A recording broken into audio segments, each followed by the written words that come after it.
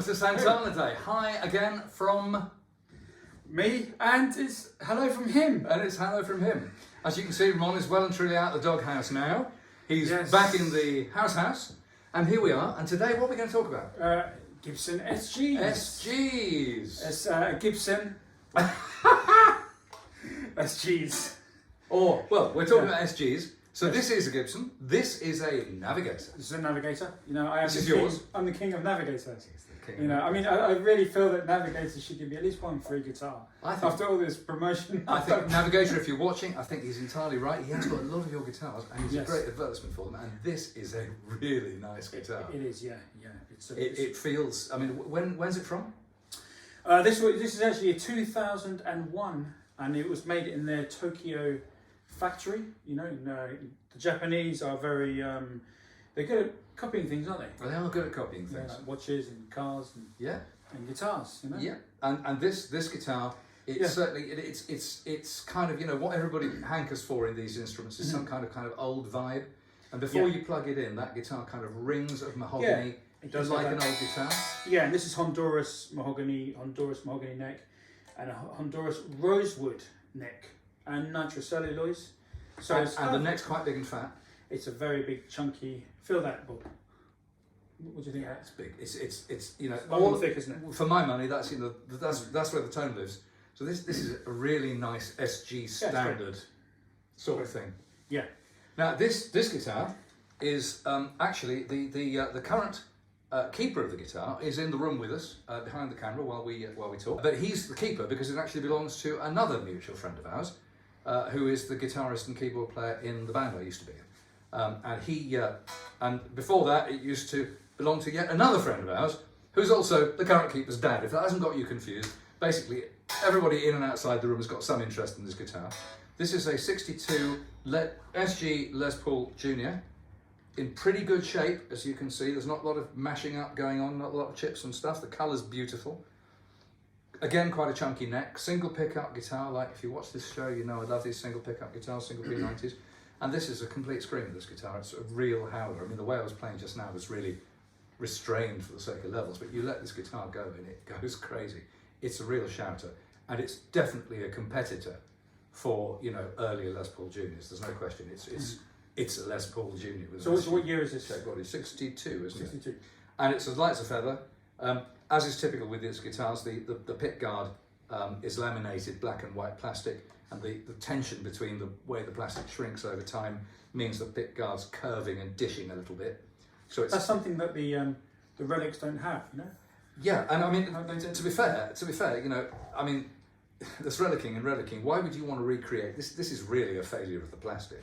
I mean, this one hasn't gone too bad, but sometimes on Stratocasters or SGs, the tension in the guard is so great it actually pull the screws sideways or even pull them out. I mean, it's huge. Yeah. I mean, it's good for putting your plectrums. It's good for keeping your plectrums. So there you go. But listen again. Yeah, it really rings. You know this guitar is going to be good long before you see a cable. That's I mean, there's for me an SG. I know that like people like Angus Young love the SG because they like the slim neck and they have small hands, so they kind of gravitate to the SG for the slim neck, but I actually prefer an SG with a really fat neck. Well, listen, let's talk through briefly the history of these things, all right? Because we're going to get to that very point pretty soon. Yeah. Yeah? So I know a few things, Bob, about the origins. They were first released or made in 1960. Correct. In late 1960. And why were they introduced? They were introduced basically because the Les Paul range, hard to believe now, but the Les Paul range was failing. Yes. Okay? Yes. You remember that the Les Paul was originally introduced as a gold top. Okay, there were all the issues about the trapeze bridge and that rubbish and the neck angle. But you know, by 54, 55, the gold tops were selling in pretty decent quantities for Gibson. But then they began to fall in 56, and by 57, when the humbuckers were put on the Les Paul, the sales were not good. And so they thought that they'd breathe a shot in the arm by introducing the legendary Sunburst. And that gave a little bit of boost to sales in 58 and 59, but by 60 the sales were tailing off again. So Gibson were looking to the future, and also always with an eye over their shoulder at Fender, who were innovating all the time. And so Gibson came out with their next body design, which was called the SG, prosaically short for solid guitar. So the imagination hat was clearly on that day. But originally these were called the Les Paul, weren't they? Well, what was interesting was that Gibson marketed the early ones in 60 and 61 and going into 62. Yeah. They marketed them as Les Pauls, but there was an issue. Various different books and websites have got different reasons for it as to exactly why Les Paul's name came off it. Apparently one of them was because he was divorcing Mary Ford. And he didn't want to give the money away to Mary Ford. And he didn't want to be seen to be making money to... Yeah. I mean, that's a pretty perverse tax argument, but hey, as in life. Anyway, so by kind of early mid-62, the Les Paul name came off these things. Yeah. The one question I've got for this, I don't know, somebody out there will know the answers to this, I should, but I'm not sure if the truss rod cover on this is supposed to have Les Paul or not. As a junior, my guess is it's not supposed to, because it's a single ply black guard. But if this was a 62 standard, which I'm going to talk about next, it would have Les Paul model on the laminated truss rod guard. Anyway, so this is a 1962, and it's a fabulous guitar. I'd like to own this guitar. And so it's absolutely right up there. While we're on juniors, I'm just going to, before I get onto the I was going to ask you who designed it. Was it Ted McCarthy? Was he the guy that? Well, he was still at Gibson. He was designing pretty much everything that moved at Gibson, wasn't he? Yeah. And did he have a team of guys making drawings? Probably. But you see, because there's no neck join, there's no legend like there is in Telecasters and Stratocasters with Tadeo Gomez and his signature. There's no legend about that famous woman who wound the pickups for decades. Abby pickups. Yeah, you know, and so there's none of that stuff because all the craftsmen's names are long gone. But remember, these guitars were made on the Gibson benches alongside, by the way, Epiphones, because they'd been incorporated. So this would be made right alongside an Epiphone coronet. Yes. And an Epiphone Wiltshire double pickup, etc. So, right. So this is the junior. There was also a special 2 pickup. You know, 4 knobs switch. Well, a lot of people seem to like these single ones, don't they? You know, a lot of blues rock guys, don't they? So, I mean, I much prefer the junior configuration to the special configuration. Hey, the Groundhogs. Tony McPhee. Did he play one of these? He played standard. Oh, did he play standard? Yeah, he played standard. Okay. So Carlos Santana played a special. He did, yeah. Originally, the tremolo. really great early Carlos Santana sound. That really with Neil Schon. No, earlier. But I think in Woodstock, Neil joined on the third album. Santana 3. So what we're talking about here is Santana and Abraxas. Right. And I'm pretty sure that there's a lot of SG special on there. Yeah, on Woodstock he's still playing it. He's still playing that. For me, the tone has never been greater. You're right. I mean, sorry PRS, but all this stuff. I thought the Yamaha was better than the PRS. Oh, I can't remember that. Did you play an SG 2000? Yeah, and that sounded way better than the PRS. Until it broke his back. Yeah. Weighing in at 47 pounds. He had a beautiful rig. He had that Mesa Boogie with the Altec Lancing and the Yamaha. And he had a great time. There's a really good video of him playing in Tokyo. That's the one to watch. And it was like, why did you go to PRS? There's a story about him doing a recording session where he turns up with 4 100-watt stacks, Mesa Boogie stacks. Yeah. So in other words, you've got 8 4x12 cabinets. Yeah. And the engineers are then tasked with moving the mic around to find the best tone of 16 cones, right, before they start the session. I mean, the luxury these guys go into, and here we are, knocking it up in about 2 minutes flat. Anyway, look, enough of that. Back to SGs. Yeah, sorry. You were talking about neck thickness. And what's interesting is that is a copy, if you like, of an early SG standard. Well, ESP, I just want to tell you, because a lot of viewers are saying, why have you got an ESP? Well, ESP actually, back in the day, they owned, and probably still do, they owned a copy. They owned the real deal, like 58, they still do a Flying V and a Gibson, there's a couple of... Where does they have an Explorer? They have an Explorer, and they're making these copies from that actual original guitar that they own. And so that's why, this will be an SG that they actually own. But interesting, because I've played a number of 61, 62 SG standards. So cherry red, 2 pickups, sometimes with the ghastly sideways vibrola. Yeah. Best, jammed and left alone, but it's quite pretty. Maybe with a lyre vibrola. I mean, there were all kinds of configurations in those days, but all of the ones I've played, they've had the best action of any guitar I've played. Better even than the best PRSs. Yeah. You literally don't know the strings are there. They're not fretless wonders, They're just incredible necks and incredible axes. They're so fast. Like Clapton's fill guitar was one of those. Right? And they have, as is characteristic, because Gibson, remember, in 59 the neck's thick, in 60 it's thinning, by 61 it's gone to the blade, and many of them have the blade neck.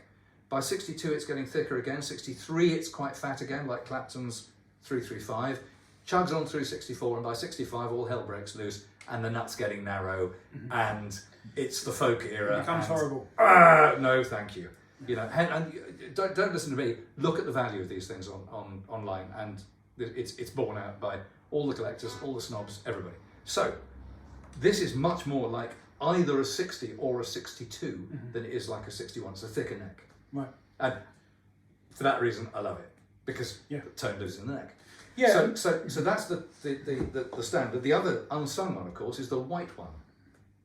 White like my teeth used to be. Because there were only two colours, wasn't there? Two and a half. 2.5, right. Actually. So the standard colours were cherry on the bottom of the range, so junior, special, standard, and white ivory on the custom, which was trying to keep the mantle of the black Les Paul custom, you know, the tuxedo. With the 3 pickups. Yeah, three pickups, gold. white gold shit, all that.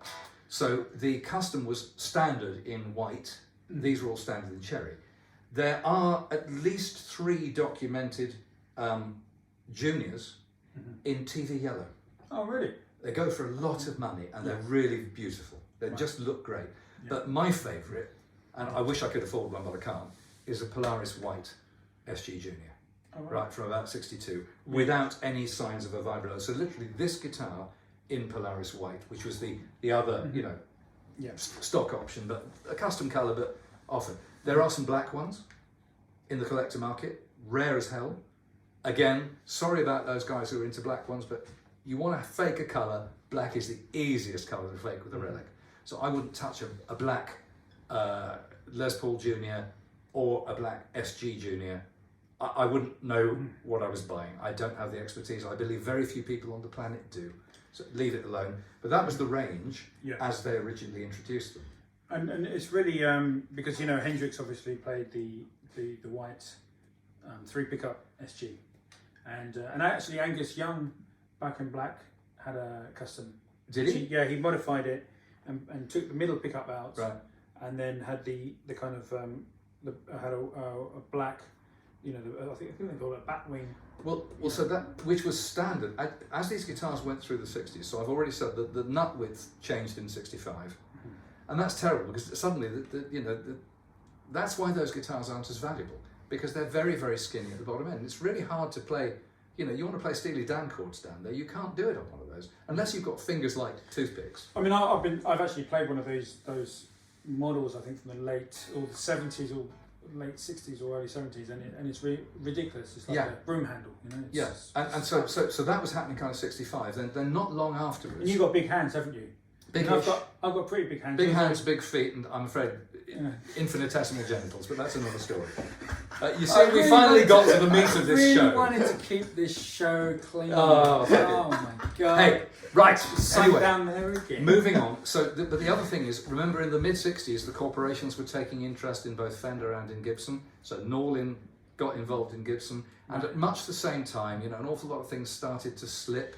Right, so everything from like pickup covers changed from nickel to chrome. And then they had the Gibson. Right, well, later we're going to get to that. Yeah. But the other thing on the SGs is that the pick guard and all the stuff started to change. The batwing pick guard, which is twice the width, came in. And some people really, really like that. Look, one of my mates has got a 67, which is quite a nice SG standard like that. And Angus Young, he prefers, his favourite SGs are late 60s, early 70s. He likes the batwings. Maybe he's got very... Maybe he can use a mobile phone too. Yes. Because I can't, because my fingers are like tree stumps. We've just witnessed that you cannot use guys. I think that's fair. Trust me, he cannot use I can't use a mobile phone. It's a nightmare. Don't be in the same room as him when he's trying to open his mobile phone. So, right. So there we are. So that the Batwing came in. They're just continuing through the history, but you've got the same line. You've got juniors, you've got specials, you've got standards, and you've got customs. Right. At some point, I'm thinking late 60s, maybe turn of the 70s. Walnut appeared, which is a brown finish, and they even did. I think they did some 3 pickup customs in walnuts. Yes, they did. They did. And around the turn of the 70s, right, you got the sort of back wing and the walnut thing all appearing. By 72, all hell breaks loose. You've got a change in the range. The Junior is long now gone, and it's been replaced by a thing called the SG 100, and the Special has been replaced by the SG 200. Yeah. Right? Now, interesting pickups on those. Well, the only experience I've got is that when I got my first Gibson, which I'm about to pour some shit on, my best mate's dad thought, I can't let him not have one. His best mate's got a Gibson, so he bought his son an SG 100. And it was both a wonderful and a horrible guitar at the same time. Horrible because it was one of those single coil pickups like on a Melody Maker that they're a bit more in fashion now, but at the time they were not Gibson. They sounded harsh, didn't they? And thin, thin. But the neck on that guitar was amazing. Right. The other thing was, the neck stood much higher off the body, much prouder for some reason. This is probably 3/8 of an inch. It was probably so you could dig in more. Nearly 3/4, so it stood up more. Yeah. Right. And then you had a single rather nasty little pickup in a chrome surround, a couple of knobs, but the neck was enormous. I mean, like on my custom shop Firebird reissue, it's like whoa, big. Yeah. And of course, as a result, you had this strange thing where the guitar acoustically sounded unbelievable, but as soon as you switched the pickup on, it was like, it was horrible. But wonderful guitars. So that was SG 100, then the SG 200, which was 2 pickups with really cruddy switching system, like little slider switches. I mean, who needs them, right? And in the meantime, the SG Standard became the SG Deluxe, and the Custom honked on as the Custom. But these guitars were horror shows because the chamfering on the guitars changed. That's right. Yeah. This chamfer went.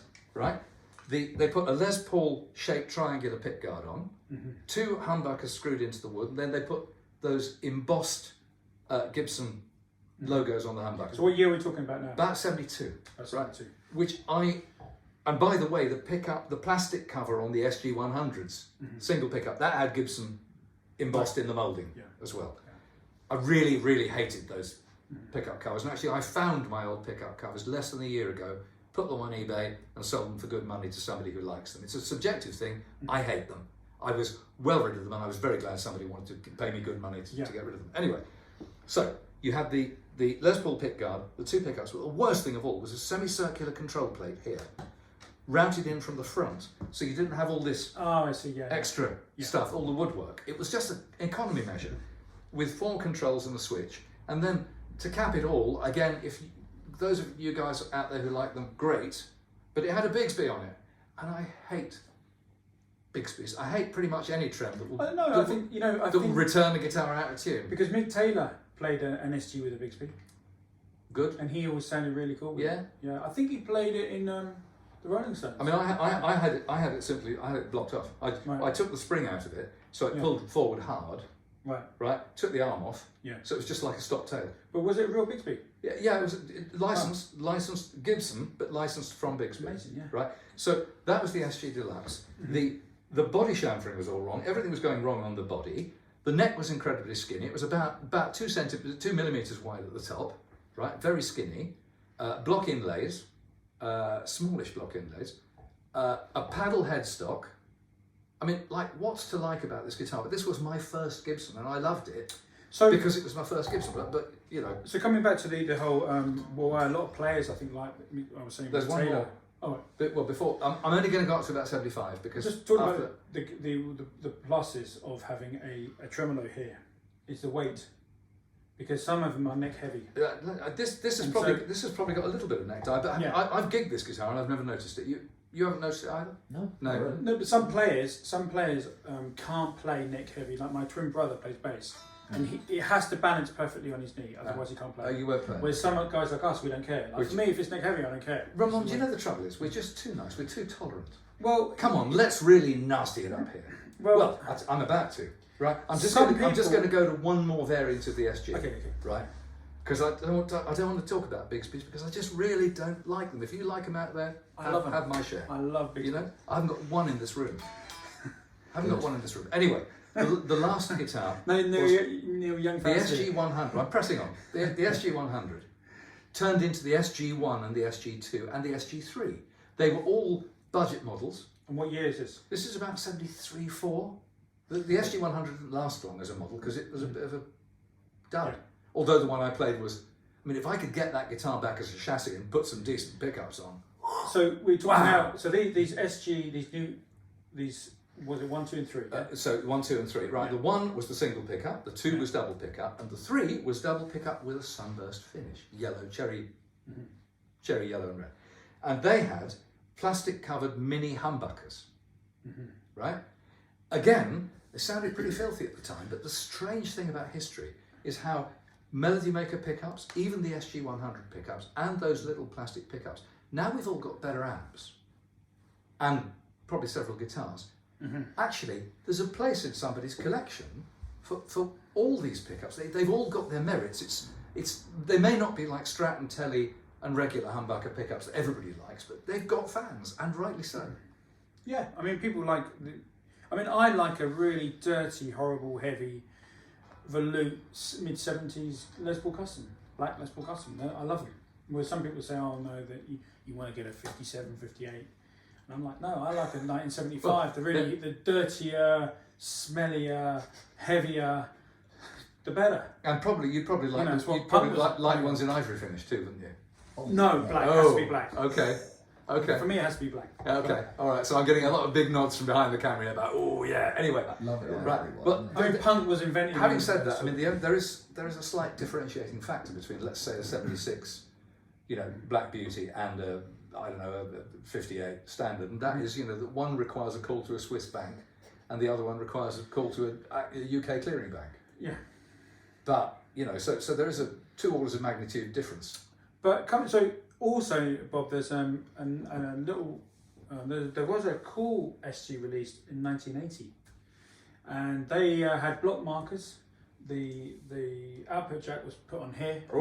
Yeah. Because that's the one thing I hate about the SG is the fact that it's here. Yeah. I can't stand that. Okay. Because I want it here. Right. And the body on the SG, of course. I mean, this is thinner than that one, but the body is a bit thin for the plates. Yeah. And also, SGs are famous because they're so thin. They're quite famous for breaking here and here. Because the company that the only real company that made replicas of these were JD, and they made them for Tony Iommi and Angus Young. Oh, that's right. And they put them here.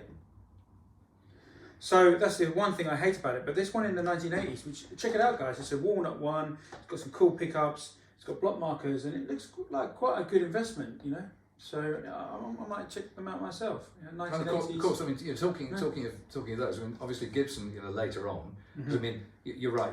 So Angus Young, and Tony Iommi, and Carlos Santana are probably the most famous SG players. Well, yeah, and The Fool as well, isn't it?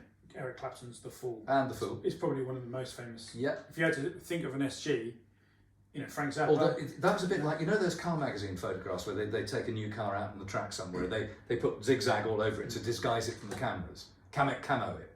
And the trouble with The Fool was, it was really well camouflaged, you could hardly tell what shape it was.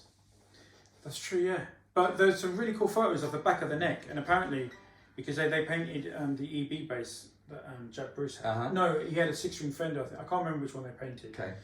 But they left his one bare. So you can see the beautiful finish, except just on the back of the neck here, it was left bare. And that's why Eric Clapton could play it. And Jack Bruce couldn't play his instrument because they painted the back of his neck. Well, and now you get me onto another of my particular bugbears, which is kind of 54 through 57 Les Pauls. Some of them were made all gold, right? And they look fantastic. Yeah. But I wouldn't touch one with a barge pole, because what happens with anyone that's been used and played is that the finish checks, your sweat gets into the finish, it turns into like a cracked up old biscuit, it gets really harsh, and those are strictly, guitars to put in cases, in glass cases. They're not much use as guitars, whereas a nice wood finish, bosh bosh. So why don't you have an SG standard of any kind in your collection? So partly because that SG Deluxe 72 I had, although, my dear dad bought it for me out of his hard-earned wages. I was a persistent 16-year-old, and he bought it for me, and it was a hell of a present. A lot of people started off on SG. Absolutely, it was a hell of a present. So in that sense, I revere it. Also, its bloodline, it became one of my 330s that I then flipped for the Gretsch Duo Jet that I have now. So it has a bloodline. But as a guitar, with objective hindsight, it was not Gibson's finest out. It wasn't even their second finest out. And so that's the only reason why you haven't. So that's kind of put me off a bit. And actually, because I've got the Les Pauls, I don't feel a pressing need for them. This is probably the only SG that I really would quite like to own. An SG Junior, because it's, my thing, single P90, lightweight, plays like the way I want it to play and stuff. And as I say, I mean, the reason I personally like these is because, especially this one here, you've essentially got a jazz guitar, and you can. I mean, there are some, there are some guys that play jazz on these. Are there? Yeah, because you've got lots of.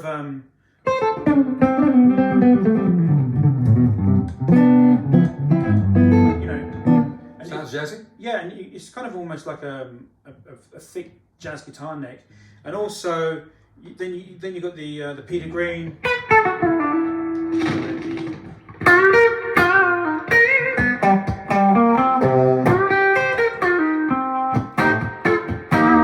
got the Peter Green sound in the middle, which I like, and then you got the. So I think it's just a really versatile instrument. You got, and it's better than a Les Paul. Carrying a Les Paul on your back, and for me, a Les Paul is just a chopping board. Yeah. To chop your onions on. Certainly heavy. You know what I mean? I mean, even the old ones which have lightened up and crystallised are not light guitars.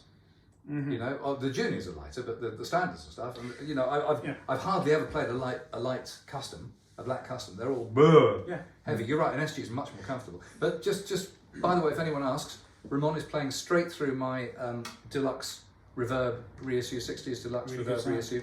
No cleverness going on at all. Just guitar into amp, and just as you say, you're getting all those sounds.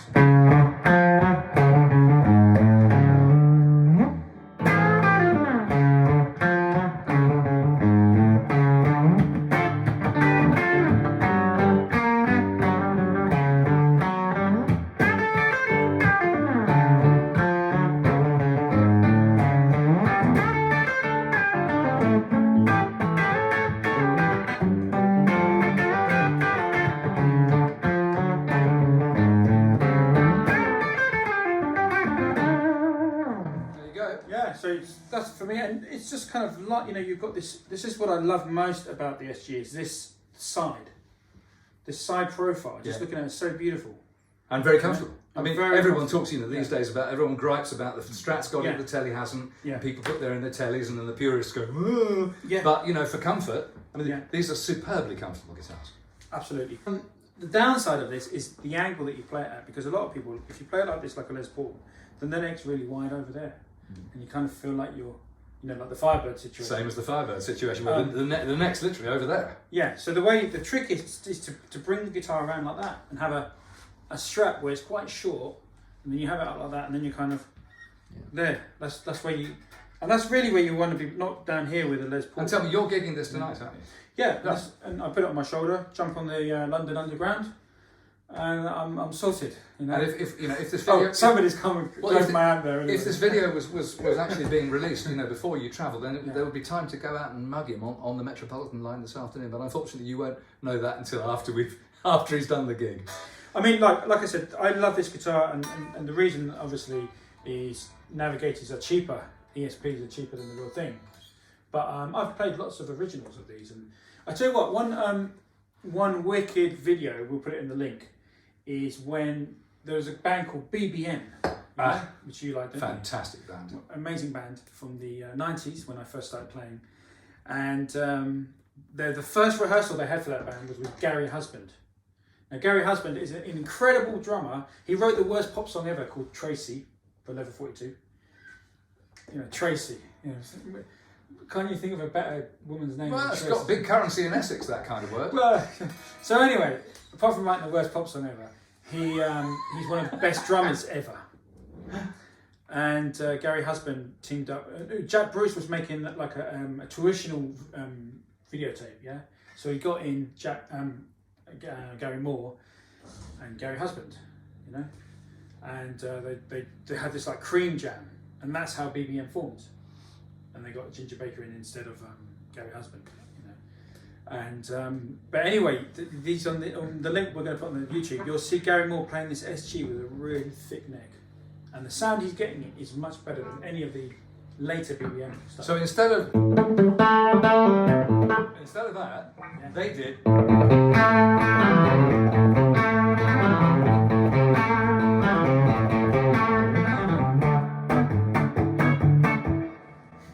And so sneak preview, one of the things I really want my band to do, we do Crossroads occasionally in the set.